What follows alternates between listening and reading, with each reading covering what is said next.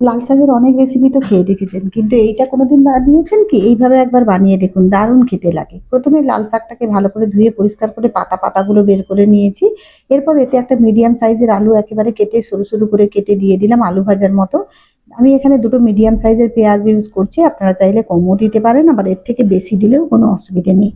তারপর কাঁচা লঙ্কার পরিমাণটা একটু বেশি দিলাম। এরপর এখানে আমি হলুদের গুঁড়ো, লঙ্কার গুঁড়ো হাফ চামচের মতো।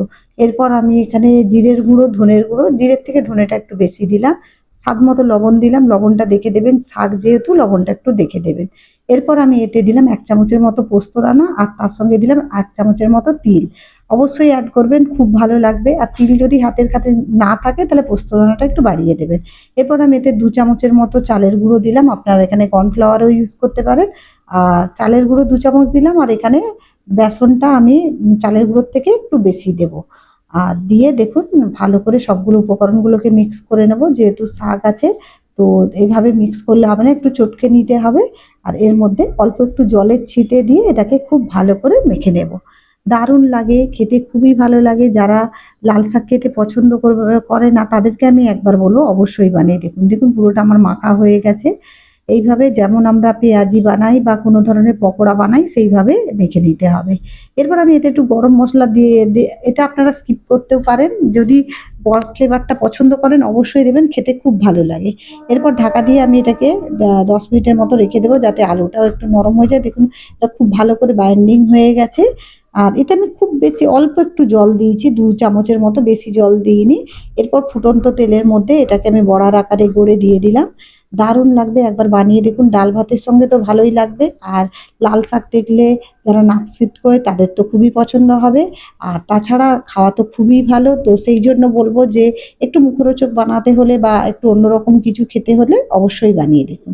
এরপর হাফ ফ্রাই করে নেব, একটু উল্টে এটাকে ফ্রাই করে নেব, হাফ ফ্রাই করে এটাকে তুলে নেব। তুলে নিয়ে বাকিটা আমি আবার যেগুলো আছে সেইগুলোকেও এইভাবে হাফ ফ্রাই করে তুলে নেব। হাফ ফ্রাই করে কিন্তু আপনারা কন্টেনারে ভরে ৩ থেকে ৪ দিন আবার ভেজে খেতে পারেন, কোনো রকম অসুবিধে নেই। আবার এটাকে গ্যাসের ফ্লেমটা কিন্তু এখানে হাই রাখবেন। হাই রেখে আবার বাকিগুলো আমি এইভাবে হাফ ফ্রাই করে নেব। এতে আমি খুব বেশি জল দিইনি, যার জন্যে এটা সুন্দর একটা বাইন্ডিং হয়েছে। আর সে বেশ শক্ত শক্তও আছে, যার জন্য বড়াটা খুব ক্রিস্পি লাগবে। এটাকেও আমি উল্টে পাল্টে হাফ ফ্রাই করে নেব। করে নিয়ে এটাকেও তুলে নিয়ে এখন কন্টেনারের মধ্যে রেখে দেবো। আপনার তারপর যতটা আমার লাগে আমি সেই হিসেবে ভাজবো। কারণ এটা এইভাবে করে রেখে দুদিনে অনায়াসেই খাওয়া যাবে। দেখুন অনেকগুলোই বড়া আমার হয়ে গেছে। কিন্তু আমার আগে যখন যতগুলো লাগবে আমি এখন ততগুলোই ভাজবো। আবার আমি তেলের মধ্যেই আমি বড়াগুলো দিয়ে দিলাম। এইভাবে ডবলভাবে যদি ফ্রাই করেন তাহলে জিনিসটা ক্রিস্পিও হয় আর খেতেও ভালো লাগে।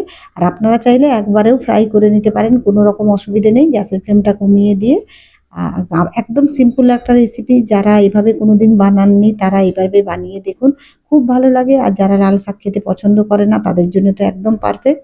আমার ভাজা হয়ে গেছে, আমি তুলে নিচ্ছি। ডাল ভাতের সঙ্গে খুবই ভালো লাগবে।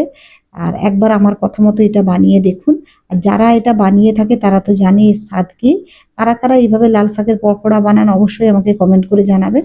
গ্যাসের ফ্লেমটা কমিয়ে এভাবে চেপে চেপে একটু ভেজে নেব, যাতে করে ভেতরটা ভালো করে রান্না হয়ে যায় আর বাইরেটাও ক্রিস্পি হয়ে যায়। কেমন লাগলো অবশ্যই কমেন্ট করে জানাবেন। যদি ভালো লেগে থাকে একটা লাইক দিয়ে দেবেন।